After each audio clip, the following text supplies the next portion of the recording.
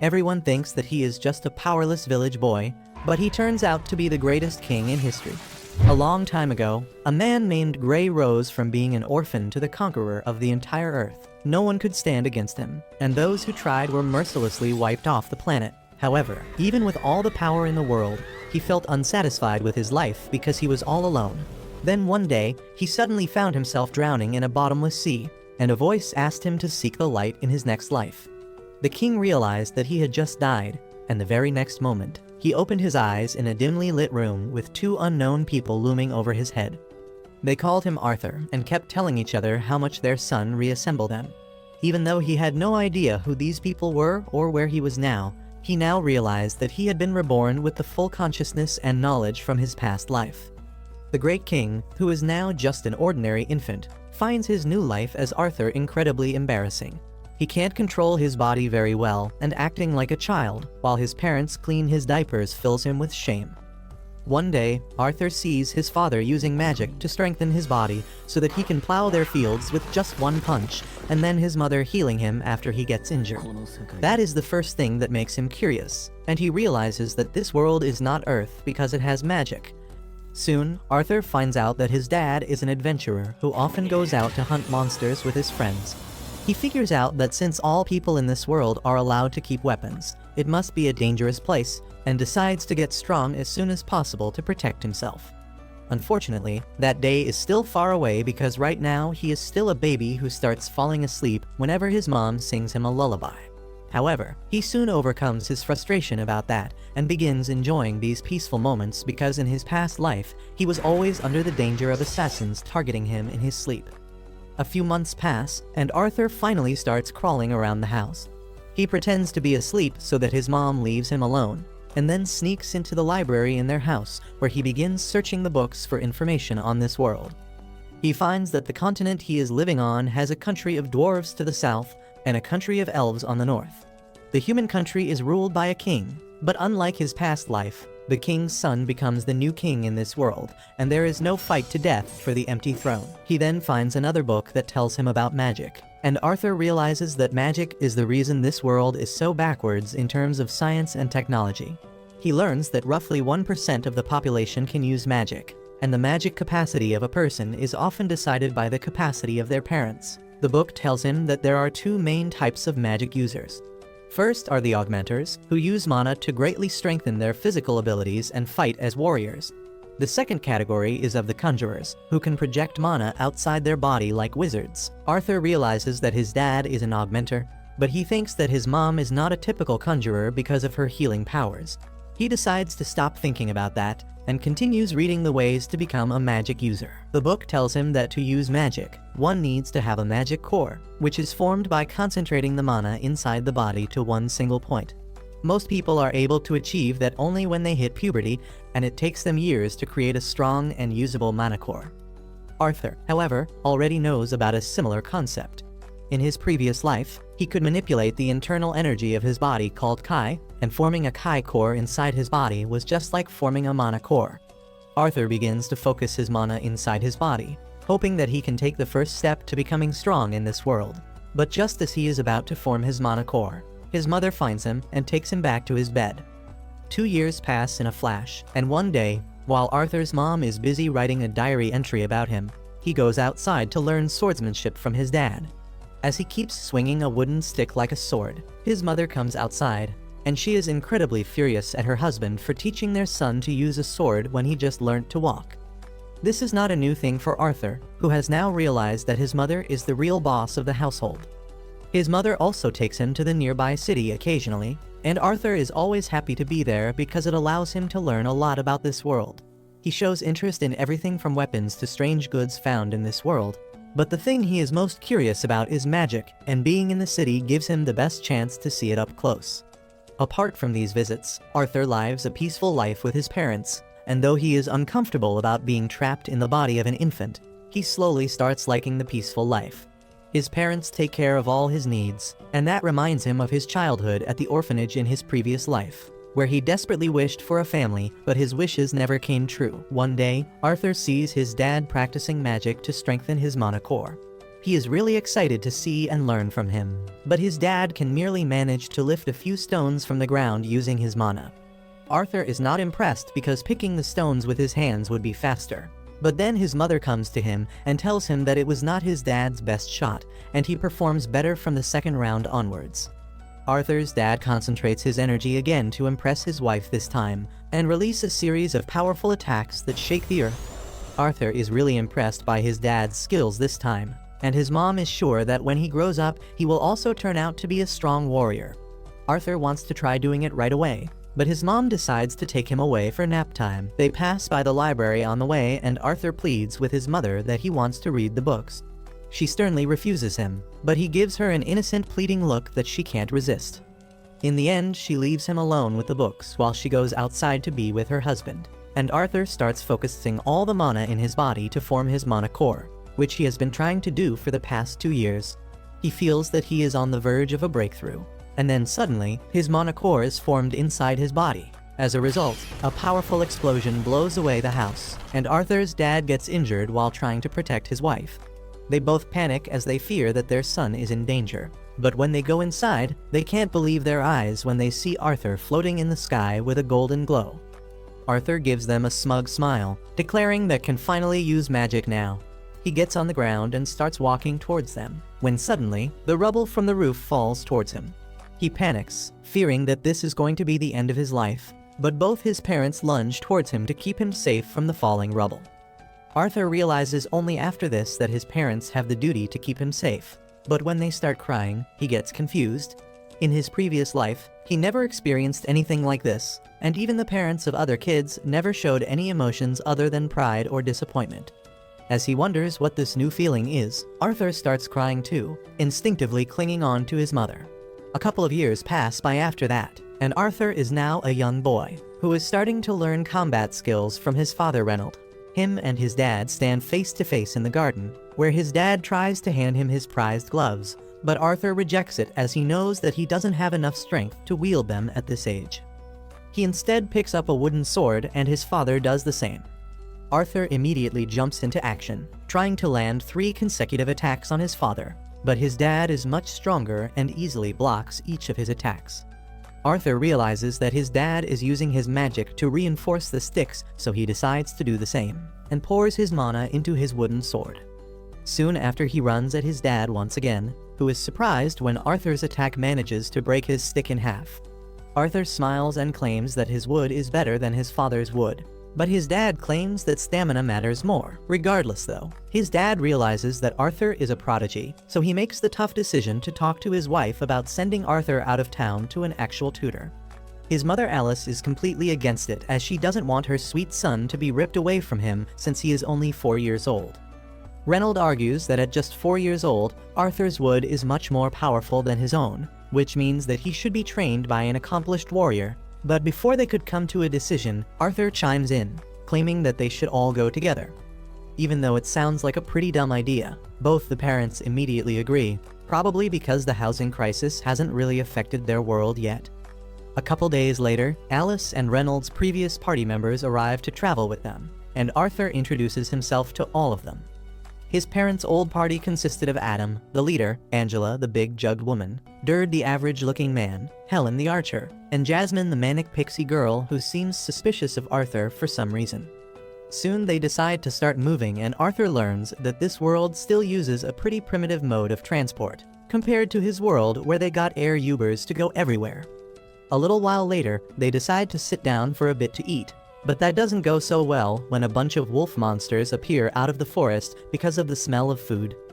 Jasmine immediately springs into action, grabbing 2 daggers and jumping into the fight, slashing any wolf who came in front of her, while Reynold, Adam, and Helen all kill some more wolves with their own weapons. Meanwhile, Derd and Angela use their magic to completely destroy the remaining beasts. That night, they feast on the flesh of the monsters, and after a while, Alice notices that Reynold is still bleeding from his arm and decides to heal him.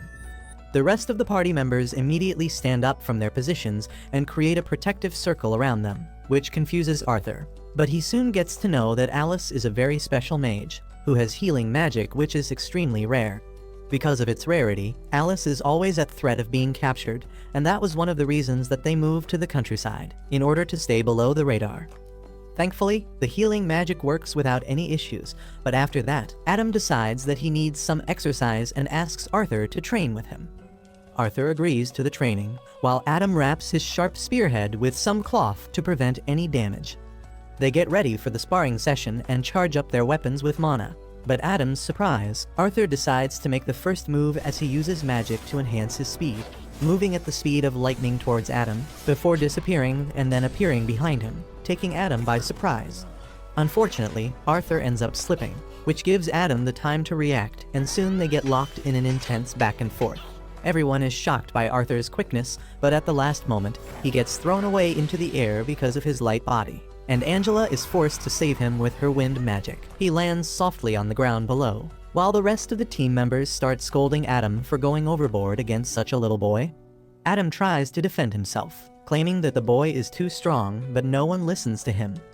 Jasmine, on the other hand, seems very intrigued by Arthur's skills and starts asking him questions about the techniques that he is using. The next couple of days go by quickly as Arthur trains, eats, sleeps, and trains some more with almost every single member of the party, learning lance techniques from Adam, push-ups from Reynold, archery from Helen, and running like Usain Bolt from Jasmine, who seems to have taken quite a liking to the little boy. She tries to woo him to a ditty party by offering him a small sword with some baby oil on it. But his mom doesn't want Arthur to get cooked, so she calls him away. Soon, they start continuing their journey in the carts, when suddenly they are forced to stop in some mysterious circumstances. Suddenly, a bunch of arrows fly towards them, and Arthur immediately realizes that they are getting attacked by bandits. Derd and Adam immediately jump in front of the carts, while Angela uses her wind magic to blow away all the arrows coming towards them. Arthur peeks outside, only to find out that they are completely surrounded by bandits from all sides. The ugly bandit leader orders his goons to not hurt Alice and Arthur and get rid of everyone else, since they can be sold for a high amount. The bandits all shout in agreement and jump into the battle zone, where they start getting cooked by Reynold and his party. One by one, all the members of the party start eliminating the bandits one by one, and Arthur knows that his party is much stronger on an individual basis, but the problem starts emerging when the bandits start trying to overwhelm them by sheer numbers. The party members start getting exhausted by the constant fighting, while the bandit leader goes for a 1v1 against Reynolds and slams him into the cart in which Arthur is. The cart gets destroyed as Alice quickly tries to help Reynolds, but he tells her not to use her magic, as that will make the situation even worse. He gets up and tells Arthur to take his mother somewhere safe while he deals with the bandit leader. Arthur obviously wants to fight and claims that he is strong enough to handle these goons, but his father screams at him to use that strength to protect his mother since she has a child in her stomach. Arthur wonders when did they get the time to do the deed, but decides to run away with Alice nonetheless. The bandit leader tries to go after them, but Reynold attacks him once again, forcing him to defend himself. Arthur keeps running, but soon finds his way blocked by multiple enemies. Thankfully, his party members are professionals, and they manage to eliminate all the bandits in his way one by one. Arthur thanks them for their help and continues running at full speed when suddenly they get ambushed by a mage, who attacks them with his wind magic. Arthur decides to push his mother to safety, while he gets hit by the brunt of the damage, pushing him up in the air and over the cliff. He decides that he is not going to die alone, and throws his knife tied to a rope at his attacker, bringing him down as well. Both Derd and Angela immediately try to use their magic to save young Arthur, while his mother screams his name with teary eyes. But all that time Arthur feels peaceful, as if he has achieved something. He wonders whether this is what happiness feels like, when suddenly tears form into his eyes as he realizes that he was going to be a big brother, but now that life has been snatched away from him. As Arthur opens his eyes after the fall, he finds that he is still alive. He wonders where he is when suddenly, the ground under him starts shaking as something huge walks towards him. Arthur tries to get up and see what is coming, and he is utterly horrified by a scary-looking demon who calls him by his name. Arthur is terrified of the demon, but he is a Chad who won't go down without a fight. He leaps at the demon to attack it, but gets flicked away gently.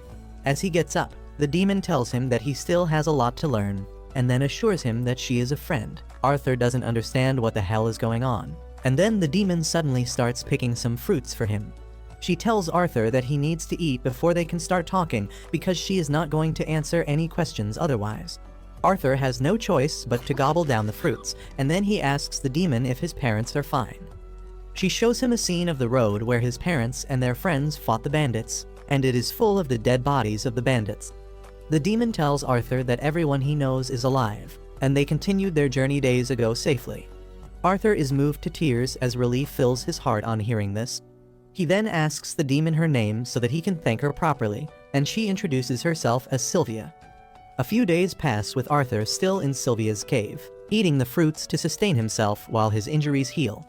He wants to go to his parents as soon as possible, but Sylvia tells him that it is not so easy because he will have to go through the forest that is filled with dangerous monsters and outlaws.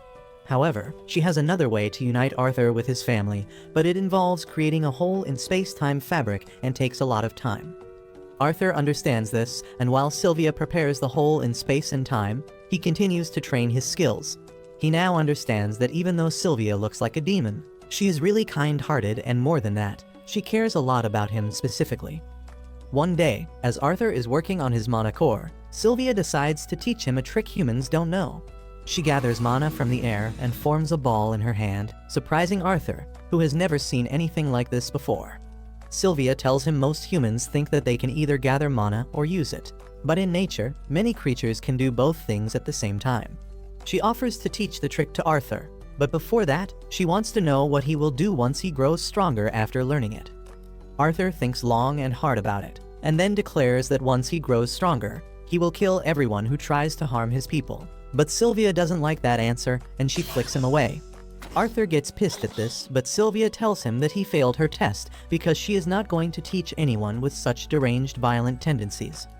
Arthur is confused by this because the only thing he learned in his past life was that you get stronger to kill your enemies.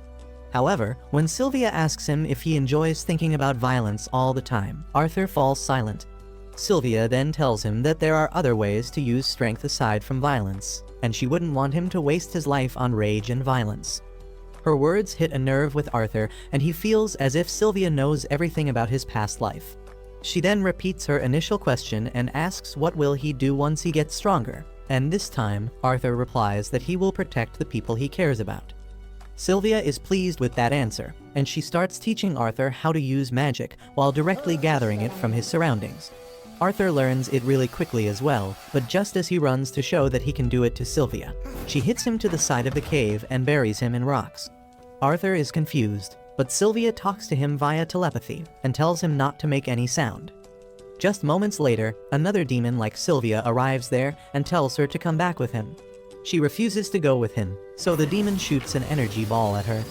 Arthur is worried, but Sylvia assures him that she will be fine. She gets up to fight again and unleashes her full power, shattering her demon-like body and transforming into a white dragon. She then shoots a hyper beam at the demon, who can barely block it. He warns her that using such a great power will cost her greatly, but Sylvia tells him that she has no regrets with her life. The demon somehow cancels her attack, and then bombards her with his dark energy balls, some of which hit the cave. Sylvia gets distracted as she tries to confirm Arthur's safety, and the demon decides to knock her out with a big attack. Sylvia realizes that Arthur will come under danger because of this danger, so she decides to risk it all so that he can escape. She uses all her power to stop time and then calls Arthur outside, telling him that he needs to go home now. She opens a hole in space and time, telling him that it won't take him directly to his family, but now he is strong enough to survive on his own while he searches for them. Arthur realizes that Sylvia is sacrificing herself for him, and his heart breaks because of that, but she makes him promise to use his power to protect the people he loves. She then gives him some parting gifts in the form of a crystal egg and a feather, asking him to take good care of it. After that, she kisses Arthur, and suddenly he gets golden tattoos on both his arms. Sylvia tells him that he will learn their meaning and purpose when the right time comes, but for now, it is farewell. She then tells him that she didn't really need all this time to prepare a portal to send him home, and she delayed the process on purpose because she enjoyed the few days she spent with him. Arthur starts crying on hearing this, and then he realizes that he is not strong enough to protect her right now, even though he promised that he would protect everyone he loves. Sylvia tells him that their promise doesn't apply in this situation, and tells him to hurry. He tells her that he doesn't care if she is a dragon or a demon because she is family to him, and you never leave family behind. Sylvia tells Arthur that he already has a mom, so he decides to call her grandma, and the dragon starts crying on hearing that. She then nudges Arthur to the portal, and he takes the egg and the feather with him. But just as he enters the portal and turns back to say a final goodbye to Sylvia, he finds himself getting dragged away. Once he is gone, Sylvia releases her power and returns the time in the cave to normal, immediately getting hit by the demon's attack. She falls to the ground, but as he walks towards her, confident about his victory, Sylvia pulls a fast one on him, blasting him with her full power at point-blank range. On the other hand, Arthur is traveling through the portal where he hears Sylvia's voice again. She tells him that it is okay to be sad, but he should work hard to turn that sadness into happiness one day. Arthur tells her that he can't do it, but Sylvia says that she knows he can do it because he was the strongest king in history. Arthur is shocked to hear that she knows about his previous life, and he wants to ask Sylvia if she was the one who brought him to this world. But before he can do that, he exits the portal. After Arthur is done crying about Sylvia, he gets up and places the crystal egg inside his pouch. He then looks around to find that he is in a dense forest full of dangers. Arthur suddenly hears a girl screaming in the distance, and he leaps through the trees to look for her. He soon finds a bunch of bandits kidnapping an elf girl and talking about how they can get a lot of money if they sell her off to Epstein Island. This reminds him of the time his group was attacked by the bandits, and they plan to do the same thing with him. He gets furious on seeing the elf girl being kidnapped, but following his promise to Sylvia, he doesn't let his rage consume him. Instead, he decides to follow the bandits because they will surely lead him to the nearest human settlement. In the evening, when the bandits take a break, they start talking about having fun with the girl before selling her, and that is where Arthur draws the line. He starts gathering mana to deal with these PDF files, and then notices that they are controlling wild monsters using magic colors. He throws some nuts at the beasts, causing them to go alert and howl loudly. The bandits panic because that can attract all sorts of monsters towards them, and one of them immediately goes to beat them into submission. Arthur was waiting for this moment, and he creates a blade of mana around his hand before going behind the bandit and slashing him. He steals the bandit's knife, and just then, another guy comes there looking for him. Arthur kills him before he can make a sound, but he finds that his body lacks stamina to move around so much. Before he has even time to relax, a third bandit comes looking for his friends and Arthur immediately attacks him. However, he can only injure his leg, and the bandit calls out his friend, telling him to be careful because they have got a young mage with them. The fourth bandit gets excited because magic users of such a young age are rare, and he can get a lot of money by selling him. He decides not to hurt him, and puts down the sword to use magic instead. He then leaps at Arthur with his magic-infused claws that crush the ground beneath them. Arthur somehow dodges the attack and then tries to kick the bandit, but he is faster than him. Arthur throws the knife at him with a thread attached at the end, but the seasoned bandit quickly catches it and then dashes towards him. He kicks the boy with enough power to knock him down and then holds him upside down, but then Arthur uses fire magic on his leg, forcing the bandit to drop him. Before the bandit can recover, Arthur throws the knife at him again, and this time, he swings it around his neck so that he can't dodge the blade as it pierces his forehead. Arthur then deals with the final bandit and frees the elf girl, who reminds him of someone from his past. He quickly snaps out of the memory and tells the girl that she is free to go home now, but she gets worried as she sees his injuries. Arthur tells her that it is nothing serious and then covers the corpses so that the girl doesn't see the horrifying sight. She is still curious about them, so he tells her that they met with an accident and they won't bother her anymore. Arthur then finds some luggage in the carriage and tells the girl to go home now, but she grabs his hand because she is scared. She begs him to take her along, and he decides to have pity on her and permits her to tag along. He then turns to the enslaved monsters and decides to put them out of their misery because it doesn't seem to be a good idea to free them. The elf girl, on the other hand, decides to free the horned wolves because elves respect all life forms, and if she doesn't free the monsters, they will die. Arthur warns her against it, but she is sure that the monsters won't attack them. She frees them, and the monsters really leave peacefully, causing Arthur to marvel at the girl's connection with nature. After that, he decides to drop her home, and as they stop to have a break, he learns that her name is Tesha. He cooks some food and tells her to eat, even if she is not hungry, because that will help her build up strength, and those words remind him of Sylvia. Anyway, he notices Tess fussing about the food because it doesn't taste good and demands to eat something sweet. Arthur thinks that he should learn from her how to pretend to be a normal child because she is the first kid his age he has ever met. Tess then asks him what is he doing here, and Arthur tells her that he got separated from his parents.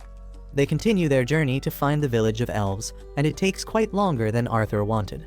Tess keeps telling him about her village, and Arthur learns that the life of elves is quite different compared to humans. Suddenly, he senses a horned wolf following them, and he decides to kill it.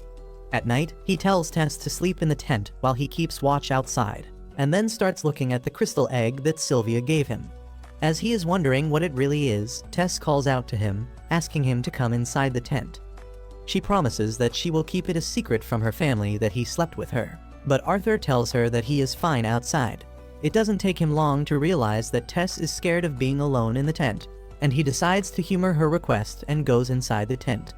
There, Tess accuses all humans of being perverts who have many wives, and Arthur just wishes that was true.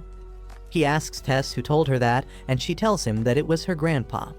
Arthur denies the allegations, saying that only nobles have enough money to support multiple wives, but Tess falls asleep halfway through his answer. The next day, they resume their journey and Tess starts growing increasingly comfortable around Arthur. He is low-key annoyed by that because he wants to hurry and find his family. And then another problematic thing happens. He starts feeling a sharp pain in his monocore that makes him so weak that he can't even walk, and Tess runs into the forest to find some herbs that can heal him. As Arthur is sitting alone, trying to endure the pain, the horned wolf he freed earlier approaches him. Arthur freaks out, thinking that the monster chose to attack him when he is at his weakest, and just then, Tess returns with the herbs. He tells her to stay away because the monster is out to attack them, but instead of attacking, the monster leaves a dead boar on the ground and heads back into the forest. Arthur is really confused by this, but Tess excitedly tells him that the beast wanted to repay the favor for saving its life. Eating the boar meat makes Arthur feel better, and then Tess tells him that she didn't find any herbs, but she found some mushrooms that the women in her village eat all the time. Arthur eats them without thinking much, but then he gets a bad case of diarrhea. After that, the two of them return to the tent and Tess starts telling Arthur about the stories of the human and dwarf kingdoms that she has heard from her grandfather. She says that she really wants to see those kingdoms, but apparently they are full of bad people, so she can't go there and outsiders aren't allowed in the elf village. Arthur only hears half of what she is saying as his fatigue catches up to him and he falls asleep. The next day, Arthur's pain returns, but he endures it somehow because the elf village is nearby. Tess tells Arthur that they are already friends now, but he doesn't know how to reply to that because he never had any friends and things get awkward between them. Arthur starts remembering the closest person he had to a friend in his old life and how he killed her, when suddenly, Tess starts screaming with excitement as she sees the door to the elf village. Arthur is shocked to see it, but Tess holds out her hand towards him, telling him to come with her. He takes her hand and goes to the elf village, where a bunch of guards arrive immediately, sensing an intruder. Arthur doesn't even understand what is happening as the guards arrest him, and as he sees an indifferent look in Tess's eyes, he wonders what is going to happen to him now. As Arthur sees Tess remain silent despite his pleas, he realizes that he was too quick to trust her. Even though she called him her friend in the forest, Arthur thinks that words don't mean anything at all in situations like this. He panics, thinking that he should have been more careful, and the elf soldiers draw their weapons to kill him.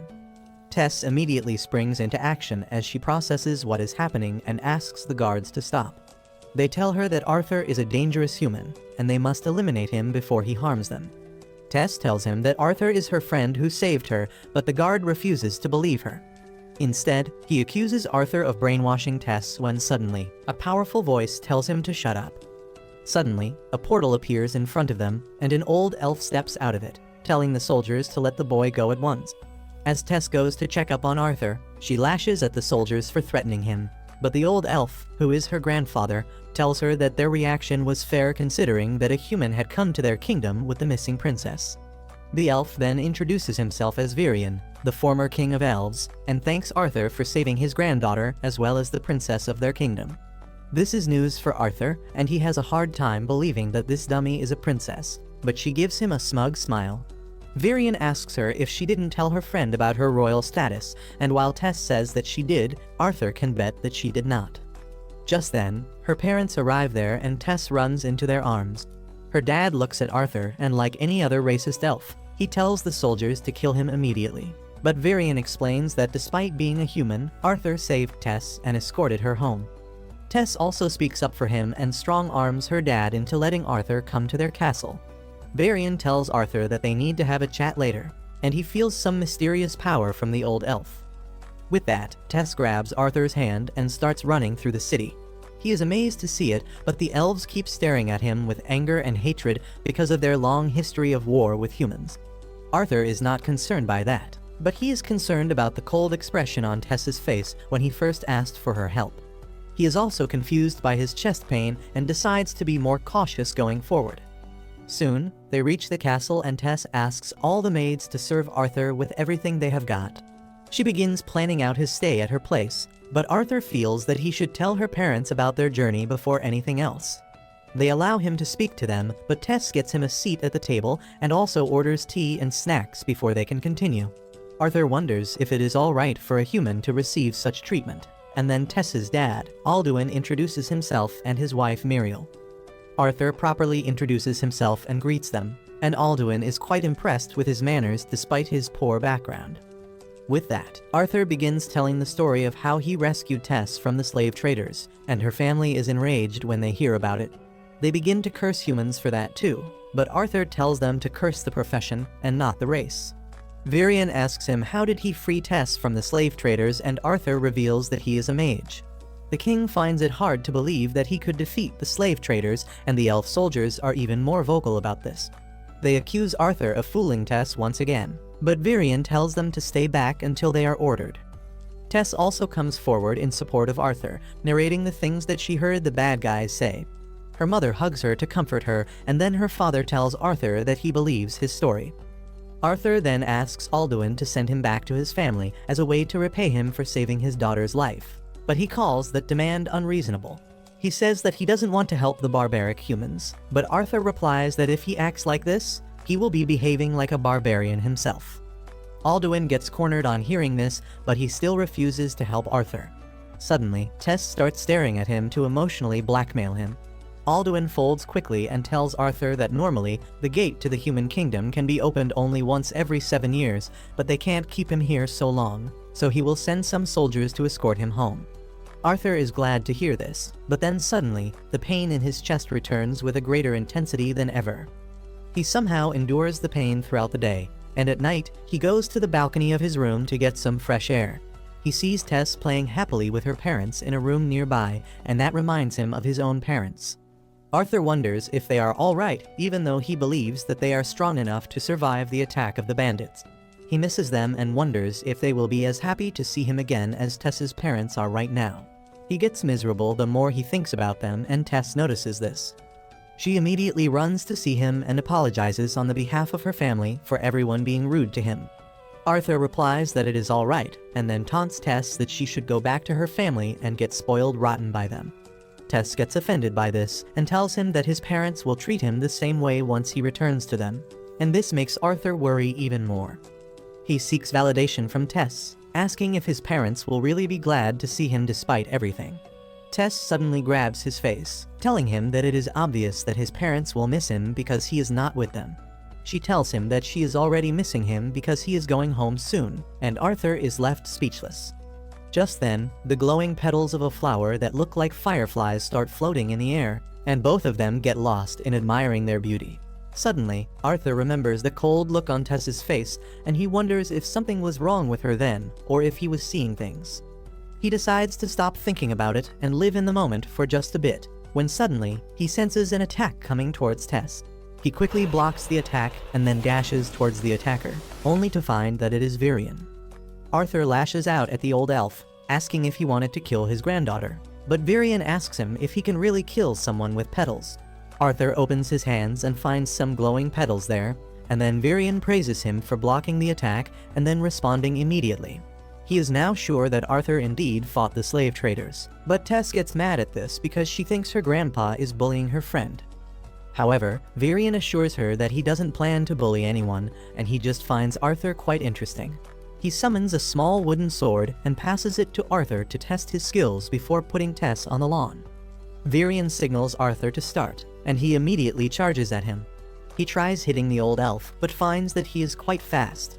No matter how much Arthur increases his speed using magic, he can't land a single hit on Virion.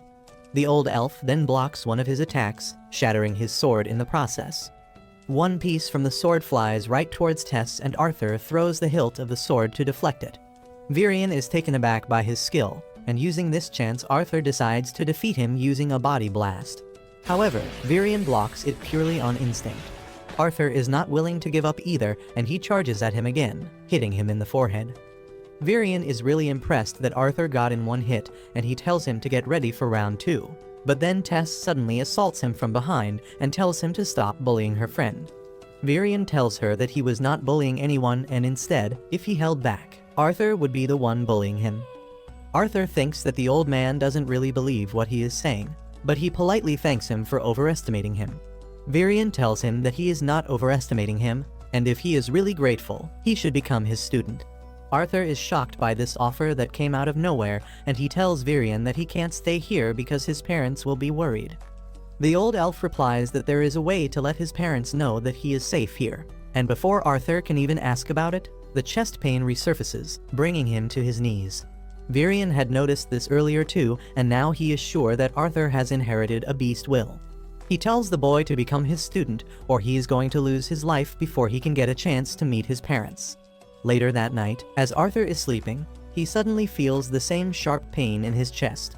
He tries hard to subdue it, but the pain keeps on increasing until it rips through his body and manifests in front of him. Arthur opens his eyes and sees a dark figure looming over him menacingly.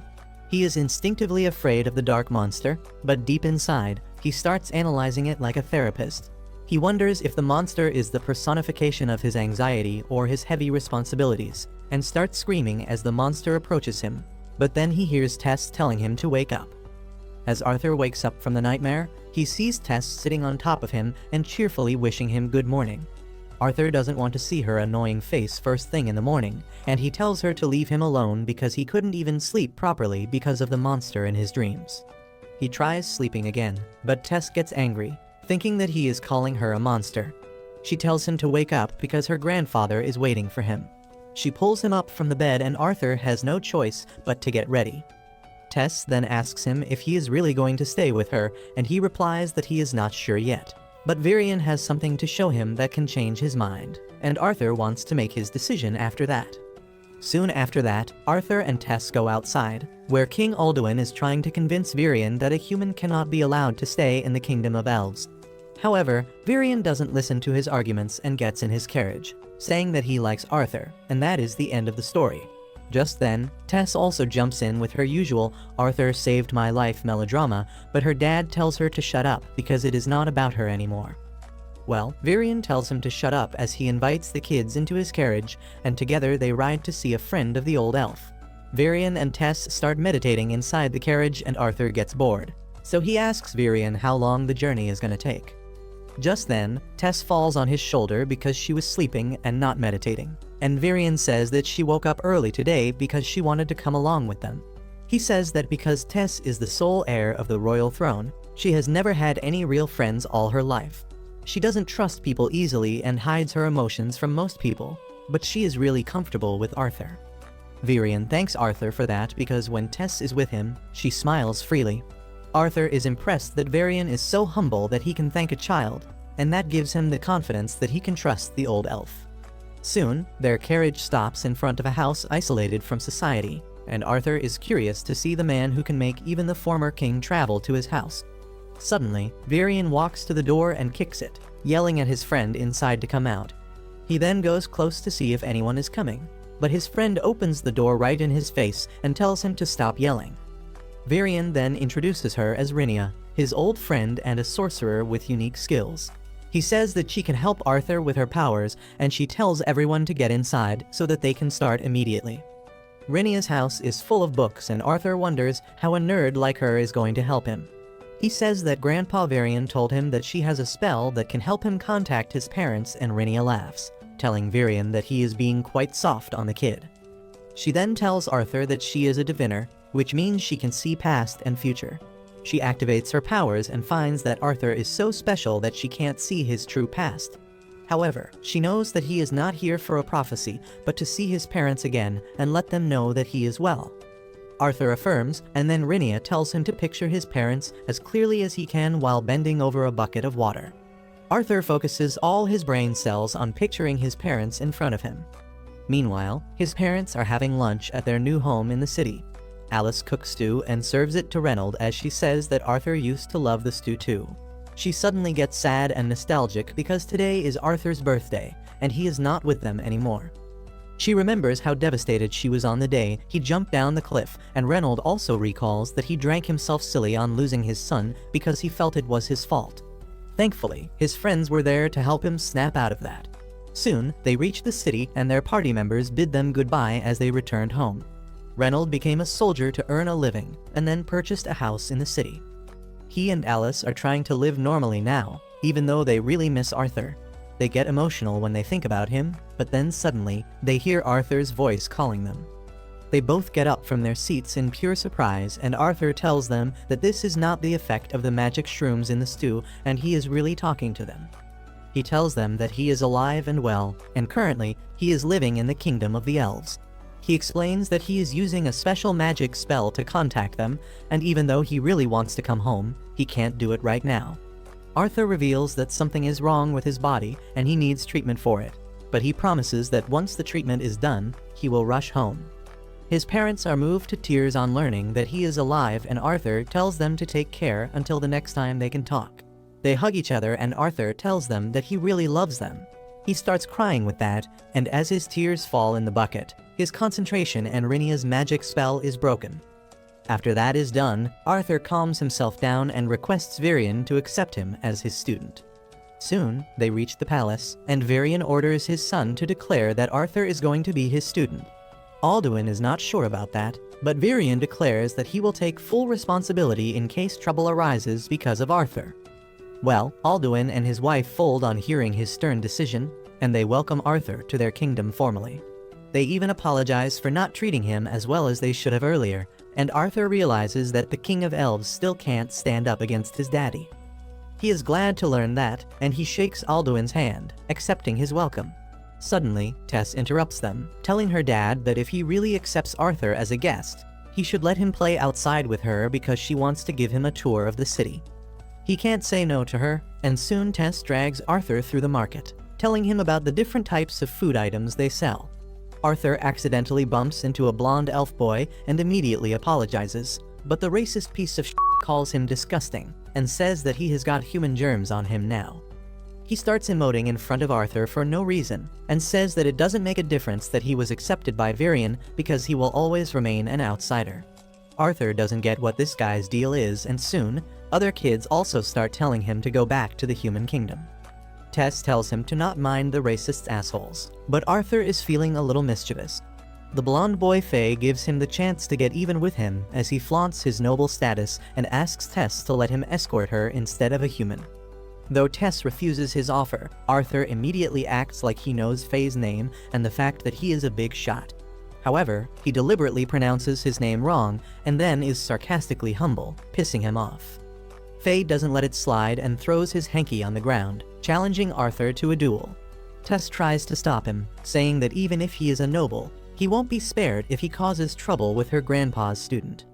Faye tells her that his dad taught him never to let anyone get away with insulting him. He taunts Arthur, asking if he is going to run away like a coward because his actions also reflect the honor of his teacher. However, Arthur is surprised because a duel seems to be a very common thing in the elf country and no one is trying to stop them. Well, Arthur decides to accept the duel and Tess becomes the referee. As soon as she gives the start signal, Faye runs towards Arthur, who simply punches him. Faye is knocked out cold with just one hit and Arthur feels disappointed because he was expecting more after all that trash talking. Tess says that it was bound to happen this way and then grabs Arthur's hand, running away with him to avoid the commotion. They have some snacks in the market, visit the library and some shops, and after that, they return to the palace to chill. Tess asks Arthur if he is excited about his training, but he doesn't seem too interested to talk about it. Earlier, Varian clearly told him that his training would be really hard, but if he can endure it, he will see great results. Despite that, Arthur agreed to take the training, and he finally gets some sort of excitement to show to Tess. He tells her that he is really hyped about the training and he will work hard to take charge of his future in his own hands. Tess replies that she will work hard too, and Arthur asks her what does she want to do. She says that she will just work hard to compete with him for no other reason. The next day, Arthur's training under Virion starts and 3 years pass by in a flash. Tess and Arthur's relationship is the same as ever, and she still comes to wake Arthur up every morning. But now she uses mana on his feet, causing him to feel immense pain and wake up screaming and complaining. The two of them head outside, where they see the king and the queen leaving for a meeting.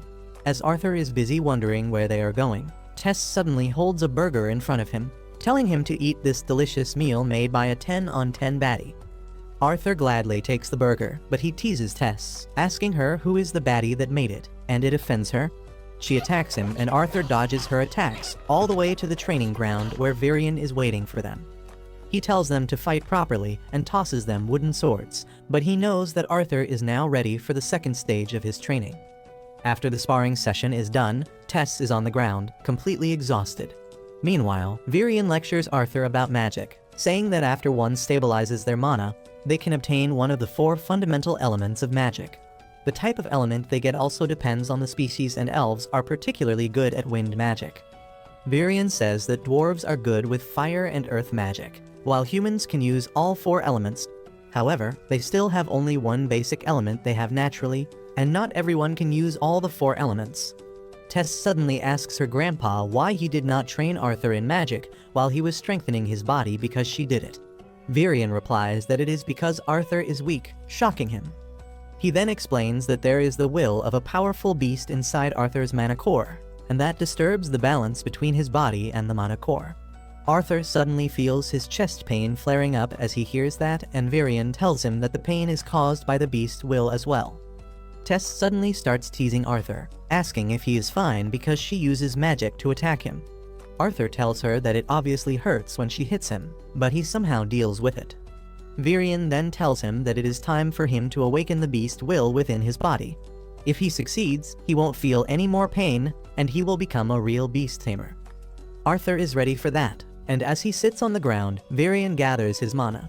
He says that he will light a spark in his mana core, and though it will feel a bit hot, it is nothing he can't handle. He then injects his mana into Arthur's body, who starts screaming as he feels the heat. Then suddenly, the strong mana left in Arthur's body by Sylvia activates, repelling Virion's mana forcefully. As a result of the strong shock waves released by that, both Virion and Tess are sent flying, and Arthur wonders what the hell is happening. The beast's mana suddenly calms down and he falls to the ground, causing both the elves to worry about him. Tess goes to check on him, but Arthur suddenly passes out. He wakes up in the castle after a few hours and Virion is by his side. The old elf checks up on Arthur's condition first before asking him if he knows anything about his beast will. Arthur tells him that it was a dragon who gave him this power, and Virion is dumbfounded because he never expected that. He tells Arthur to keep this a secret from everyone because a dragon's will can attract unwanted troubles towards him. Arthur thanks him, but then Virion suddenly springs up a shocking news on him. He reveals that he is going to return home in 4 months, and Arthur jolts up from the bed. He says that he was supposed to stay here for 2 more years before the portal to the human kingdom opened. But Virion says that a cultural exchange event is going to be organized for the young people of the 3 kingdoms, and because of that, the portal to the human kingdom will be opened. Arthur gets sad on hearing this because he has grown quite attached to this place. Virion pats his head, telling him to get some rest, because his training is going to become more intense starting tomorrow. Arthur asks him if Tess knows about it, and he replies that she is being informed by her parents. That night, as Arthur is in the bed, thinking about his early departure, the crystal egg that he has been carrying for 3 years starts shaking. He gets up startled, and as the egg cracks, he fears the worst. However, when a cute little baby dragon comes out of it, Arthur is smitten by its innocence. He decides to play with it, but then the baby dragon bites him and leaves a magic mark on his arm. Arthur is confused about what is happening, but he forgives the baby for biting him since it is cute. Suddenly, he hears the baby dragon talking to him through telepathy because of the magic mark, and Arthur can understand everything it says. The baby dragon calls him Papa, and he decides to name it Sylvie after Sylvia. The next morning, as Tess comes to wake Arthur up, She finds Sylvie sleeping next to him and freaks out. Arthur wakes up immediately, wondering what the hell is happening, but when he sees Tess hugging Sylvie because she finds her too cute, he decides to go back to sleep. Soon after that, they head to the training ground, and even though Tess really wants to hug Sylvie again, the baby dragon doesn't seem to like her. They reach Virian's location soon, and the old elf almost dies from a heart attack on seeing a real dragon. He then hears Arthur's story about how the baby dragon hatched from the egg after he managed to awaken Sylvia's beast will. Virian knows that he will be in a lot of trouble if people find out about the dragon, so he asks Arthur to claim that it is a rare mana beast. He thinks that it will be enough to fool most people because everyone thinks that dragons are not real. After that, Virian says that since Arthur is a beast tamer now, they will train both his mana core and his beast core from now on. He declares that there is no better training than actual combat, and decides to unleash his true power as a beast tamer. The old elf releases a tremendous amount of mana that completely covers him, and when it calms down, he emerges as a monstrous being made of black aura. Arthur is aghast on seeing this transformation, and he instinctively tries to protect himself even though Virian isn't even planning to attack him. The old elf suddenly moves behind him, tapping his shoulder, and by the time Arthur turns around, he is gone, leaving only 2 black footprints on the ground. He begins sweating because he can't even tell where Virian is right now, and he immediately surrenders. Virian appears behind him, and as Arthur tells him that he will need to pay for his therapy after showing him that monstrous form, he returns to his normal self. Arthur says that he couldn't even sense his presence, and Virian explains that his tamed beast is a shadow panther that can manipulate wind and sound extremely well, but it drains his mana really quickly. Virian then hands him his sword, saying that now his real training begins. Over the next few days, Arthur spends his time meditating to control his beast core and then sparring against Virian's monster mode. He is able to draw the power from his beast core, and the pain in his chest completely vanishes. He becomes stronger really quickly, and he spends all his leisure time like a normal kid. A few weeks later, Tess takes Arthur to the market again, and he bumps into the arrogant brat named Faye there. He apologizes, but Faye acts like it is fate that brought them face to face again together. Arthur doesn't even remember him, and that offends Faye. He immediately challenges Arthur to a duel to pay him back for the last time, but ends up getting KO'd in just 1 hit again. After that, Tess reminds Arthur about Faye, and he immediately helps him get up. Faye takes his hand a bit reluctantly, but his friends tell him to stop acting like a tsundere because they always knew that he wanted to be friends with the human. Arthur then asks Faye and his friends if they are going to be a part of the cultural exchange event too, and they agree because all the noble children are going. Arthur asks if Tess will be with them too, and they fall silent because they know she is not going. Faye tries to lighten the mood by saying that they can't risk letting the delicate princess get lost again, but that pisses Tess off, and she sends him flying with just 1 punch to show her strength. Arthur freaks out on seeing this, and he immediately runs away with Tess before she creates any more problems. Once they reach a quiet place, he yells at her, saying that she should behave like a princess, and punching her people in the face is not princess-like behavior. Arthur feels ironic saying that because he was a king in the past life, and he did more than just punching his subjects. But then Tess says that she has been too overwhelmed lately. She says that Arthur is going away soon, and she is upset about it, but he doesn't even understand her feelings and lectures her like an old man. She runs away with that, but Arthur suffers serious emotional damage on being called an old man. He soon feels bad about hurting her feelings, so he goes to her room at night with some fireflies and asks her to come on a walk with him. Tess agrees, but once they enter the forest, she starts getting nervous because they are not allowed to be there. Arthur tells her not to worry about it because he is going to keep her safe. They soon reach the place where they first met, and Arthur points out that the horned wolves they freed back then are still alive and healthy. After that, they start a fire in an open area and Tess starts feeling sleepy. She hallucinates a ghost in a twisted tree trunk and screams loudly, and Arthur starts teasing her about it. Tess then asks him about the human kingdom, and he replies that he doesn't know much about it because he didn't get the chance to see it. She says that she wants him to stay here forever, but before Arthur can give his answer, she falls asleep. Soon, the day of Arthur's departure comes, and everyone gathers to bid him farewell, but Tess is not there. Virian gives him a compass with the royal family's mark so that he can get easy access the next time he comes to see them. Arthur thinks that Tess is too emotional to see him off, So he decides to head to the human kingdom, along with the elves who are going for the cultural exchange.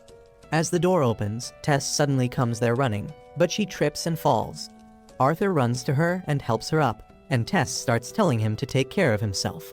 He suddenly hugs her, saying that he will miss her, and Tess starts crying.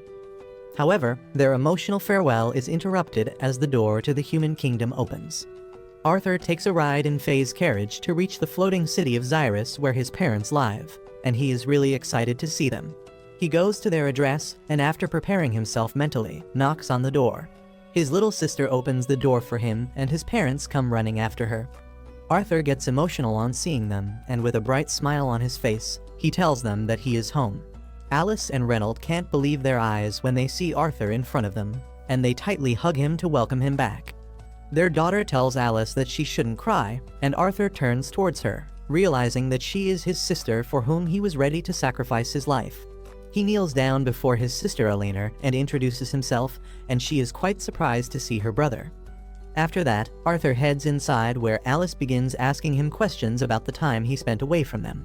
He assures her that he is fine, and even Reynold asks her to stop smothering the boy.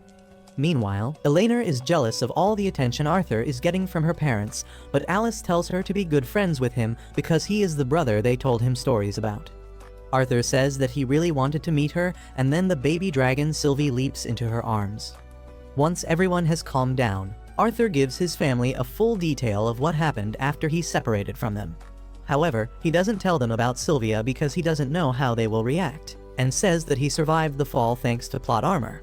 He then tells them about how he rescued Tess and how he remained at the Elven Kingdom for the next few years, training himself and getting treatment for his illness. He hides everything about Sylvia and his beast core from his parents and tells them that Sylvie is a mana beast he adopted after finding that its mother was too weak to survive. His parents believe him, and they are just glad that he survived. Suddenly, Reynold asks Arthur what stage his mana core is at right now, and Alice scolds him for getting into such stuff when their son has just returned.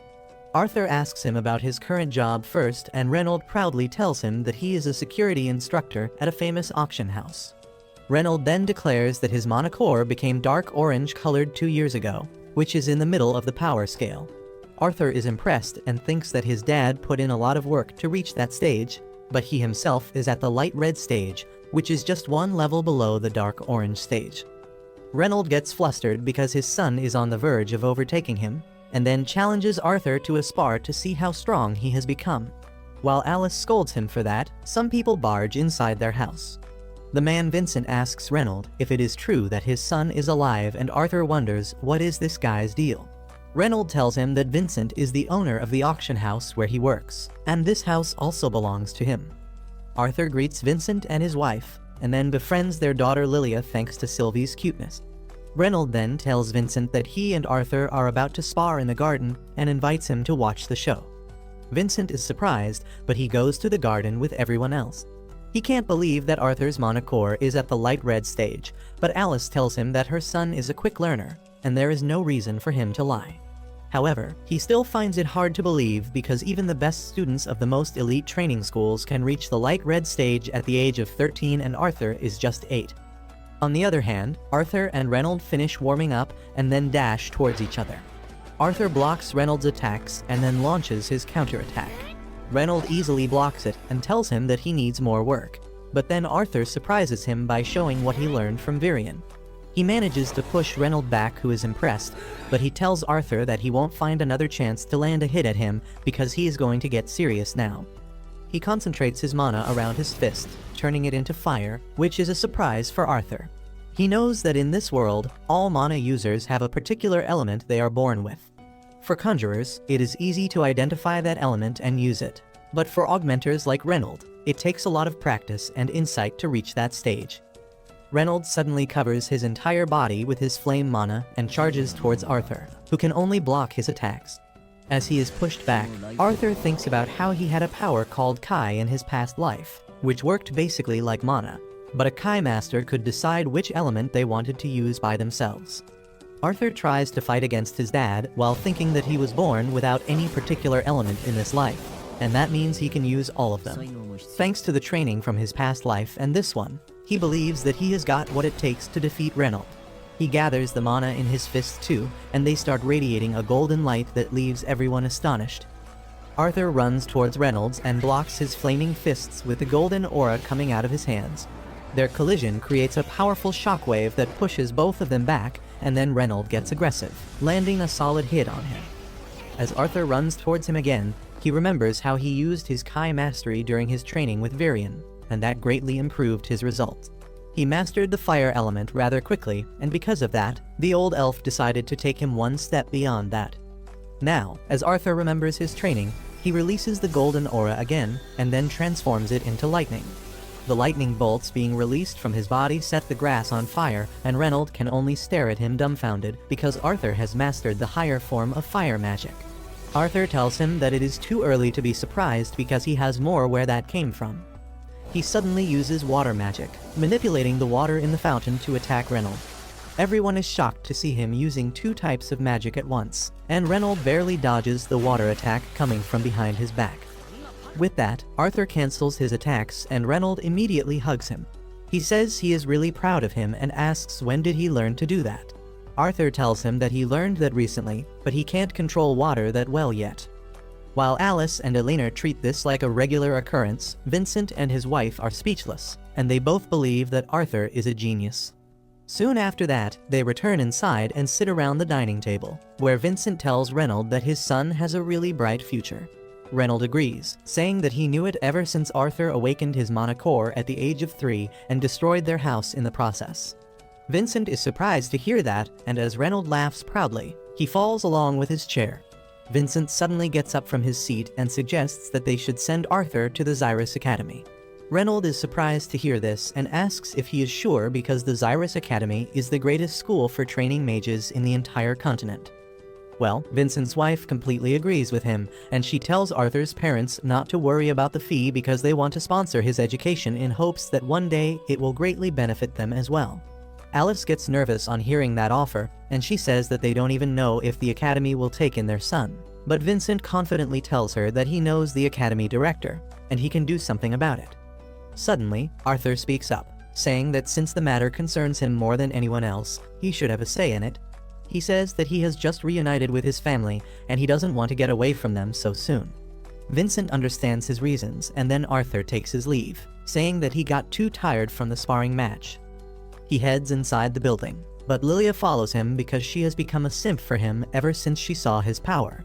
She tells him that he is going in the wrong direction and tells him to follow her because she will take him to a better place. She takes Arthur to the kitchen in the basement, where she begins talking cheerfully with the servants and telling them to prepare some delicious meat dishes for her. The old maid tells her to watch her diet because she has gained some weight lately, and Lilia snaps back, telling her not to talk about her weight.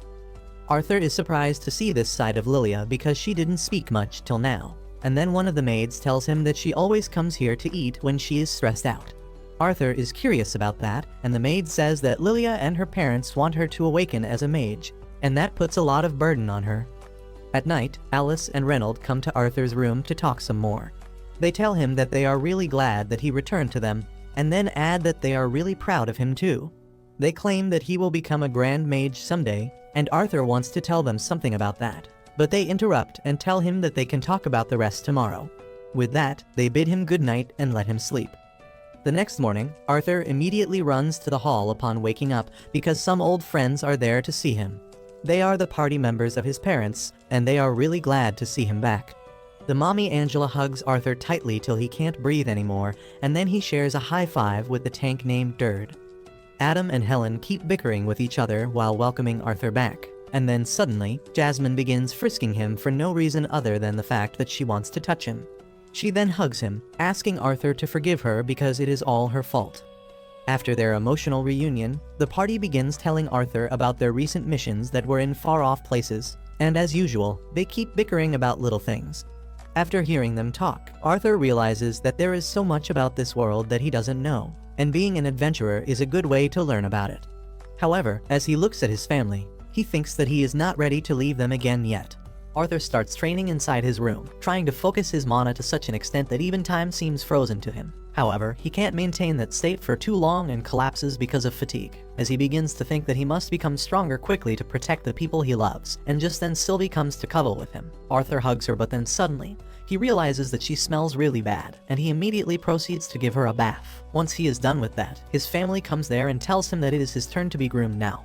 And before Arthur realizes it, he is in the chair of a guy who looks like he is definitely gonna groom him in more than one way. Soon, Arthur gets a new fade and his mom and sister start fangirling over him. He asks what was even the need for this, but Lilia's mom tells him that they are planning to take him to their auction house the next time, and they can't take him there when he looks so shabby. She then tells Arthur that today they will take him on a tour of the Xyrus city, and Alina immediately asks him to hold her hand.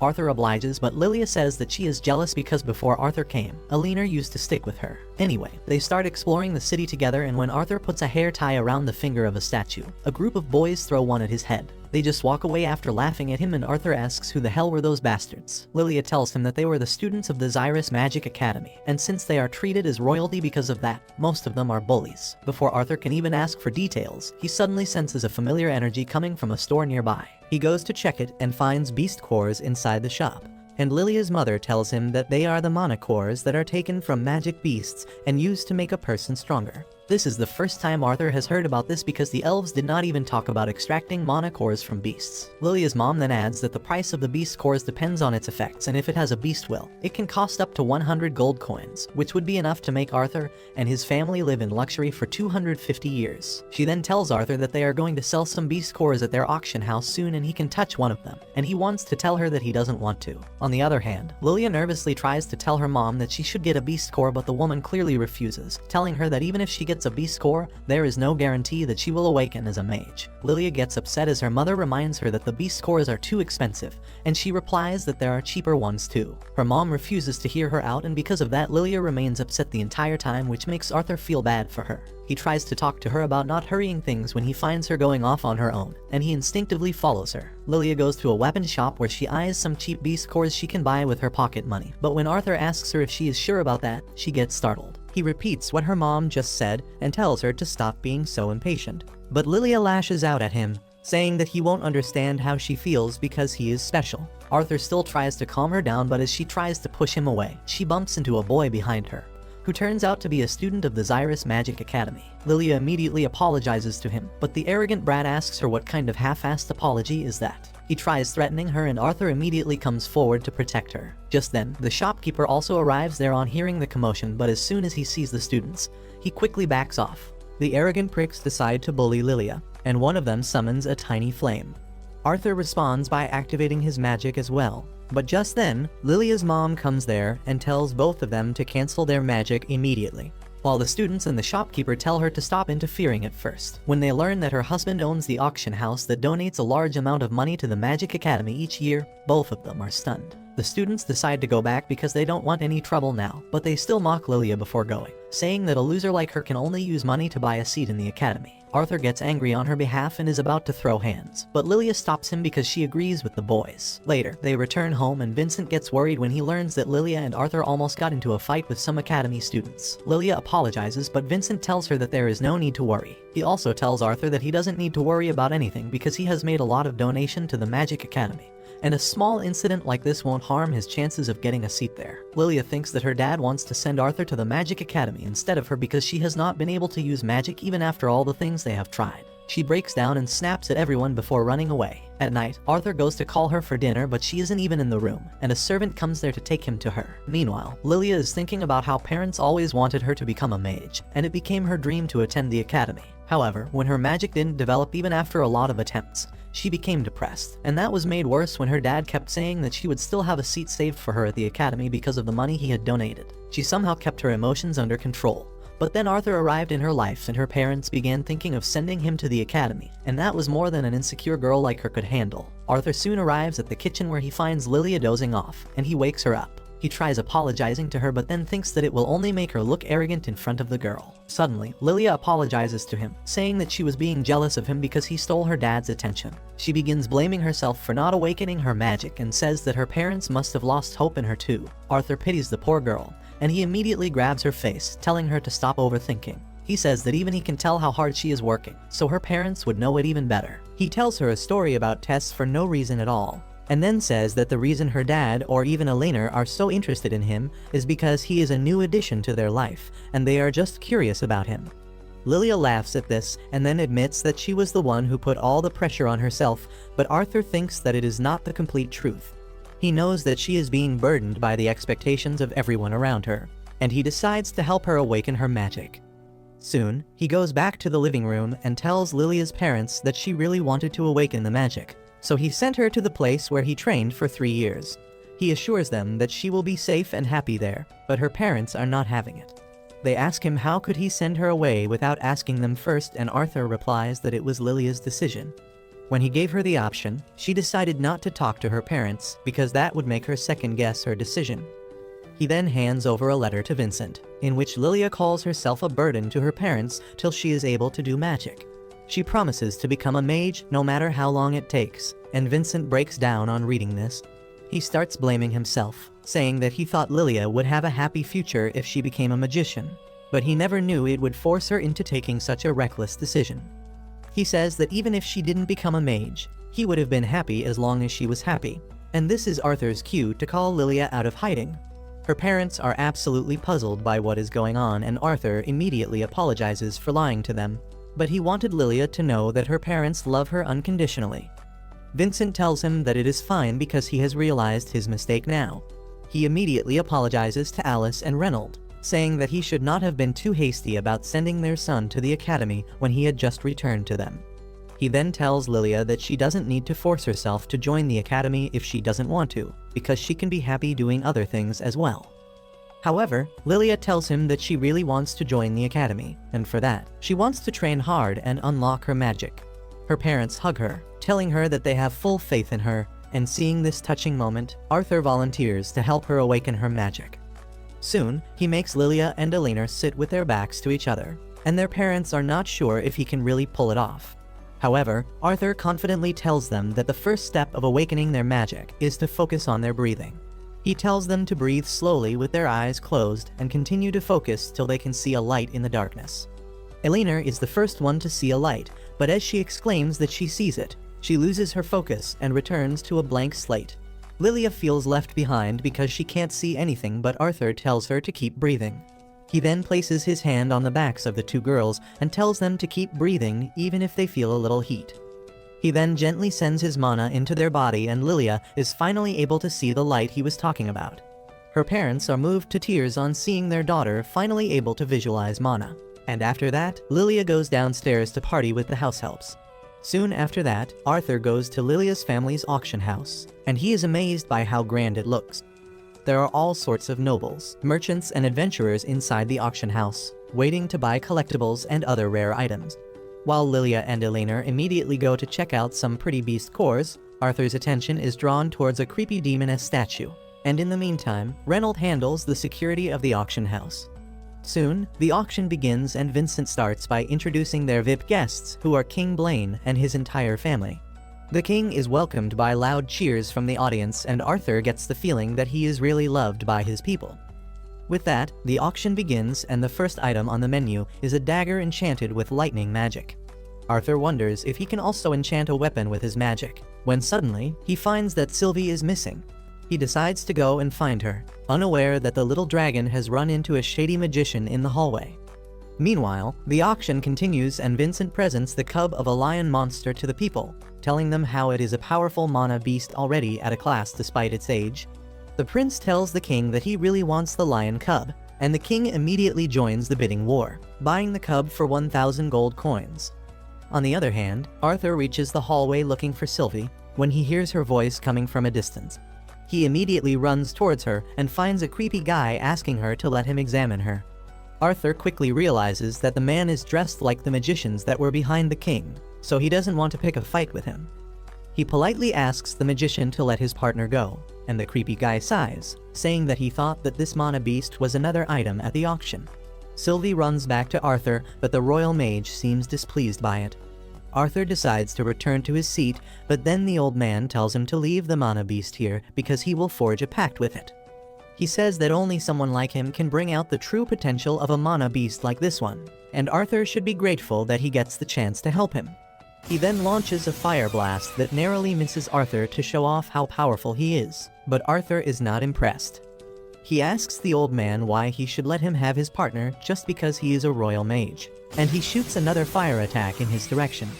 The royal mage tells him that this is for the sake of their country, but Arthur has had enough to listening to him yap. He starts heading back, but then the bastard tells him that he will soon learn what it means to defy a royal, and he will make sure that his parents take responsibility for it. That is something Arthur is never going to let slide, and he immediately tells the royal mage to repeat what he just said. He turns around with intense murderous intent releasing from his body, and it is strong enough to cover the entire auction house. Everyone panics as the air suddenly feels heavy and weaklings like Vincent fall to their knees because they can't handle the killing intent of an alpha like Arthur. King Blaine, however, is a Sigma 2, and he can tell that someone really powerful is quite angry.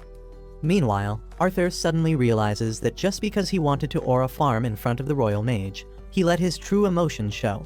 He knows that they have already caused a huge commotion, and by the time he calms down, Reynold and his men are already on the move to evacuate everyone from the auction house. Soon, Vincent, Reynold and their families are summoned by the king for this issue. He tells Reynold that as the chief of security, he will have to take responsibility for not being able to catch the intruder in time. Reynold accepts his fault and gets ready for his punishment, but then the royal mage steps in, saying that since there are no casualties, the king should be lenient with the punishment. He then immediately turns to Arthur, saying that he has a nice mana beast and he can raise it to its full potential. Arthur realizes that the old bastard has got him good, and even Blaine supports him. He tells Reynold that the mage named Sebastian has been serving him for years, and if he had a partner, he could have stopped this incident from happening. He asks Reynold what he thinks about handing over his son's mana beast over to him, and Arthur is about to speak up when his mom tells him to shut up. Luckily, Reynold also tells the king that Arthur got the mana beast just by his own efforts, so only he can make a decision about giving it away. King Blaine turns towards Arthur, who is really agitated by this incident, but he calms himself down and replies that he cannot give away his partner and friend. Blaine decides to improve his offer and tells Arthur to trade the little lizard for the lion cub he just bought, because a predator will definitely become a stronger mana beast in the future. Arthur gets near the limit of handling bullshit, and he coldly tells the king that he is not going to give away, sell, or trade his partner for anything. The king gets offended by this because despite his status, he asked twice nicely. He gives Arthur a final chance, asking if he will trade his mana beast or not. Well, Arthur decides to show him that it is not the crown and kingdom that makes a king but attitude, and he gets up, asking the king how much he would sell his children for. Blaine is left speechless at this, and then Arthur tells him that he asked him 3 times, and he refused him every time. He asks Blaine to learn from this and stop letting his ego take the driving seat. Sebastian immediately commands the knights to take the mannerless boy down, but Arthur knocks out both the knights with 1 punch each. Sebastian gets frustrated by this, and he decides to take the matter in his own hands because he plans to get Sylvie at all costs. The old man shoots fire at Arthur, but he suddenly activates the special ability he gets from his dragon partner, and time freezes for everyone in the room. Sebastian gets confused about what is happening, and Arthur tells him that his magic won't work anymore. Sebastian panics but still acts strong, saying that he can't win against a royal mage, but Arthur breaks his leg without even touching it. Sebastian cries in pain and screams for help, but no one can listen to him. Arthur tells him to be careful about what he does next, and the asshole threatens him that he won't get away free after messing with a royal. However, as he sees the image of a dragon behind Arthur, he pisses his pants on realizing that he is dealing with something way out of his league. Just then, time starts moving again because Arthur got too exhausted by using his power. As soon as everyone regains senses, he collapses and his family freaks out. He wakes up a couple days later with a sharp headache and realizes that he cannot even freeze time for a few seconds without facing severe consequences later. He gets up from his bed when Alice comes to his room along with Sylvie, and she is really glad to see that he is up. Arthur asks her what happened after he collapsed, and she replies that everyone was worried about him, but the doctor told them that he would be fine. Alice says that she was worried despite hearing that, and Arthur asks her to take him to the market for a change of pace. She helps him buy some gifts for Elena, and Arthur immediately starts worrying about money because he is pretty sure that his dad lost his job. However, Alice tells him that she has a couple side hustles as well, so she has the money. Once they are done shopping, they return home and Arthur finds Reynold angrily discussing something with a guest. He asks what is going on, but Adam and Derd tell him to be quiet. They let him inside soon, and Reynold immediately asks how he is feeling.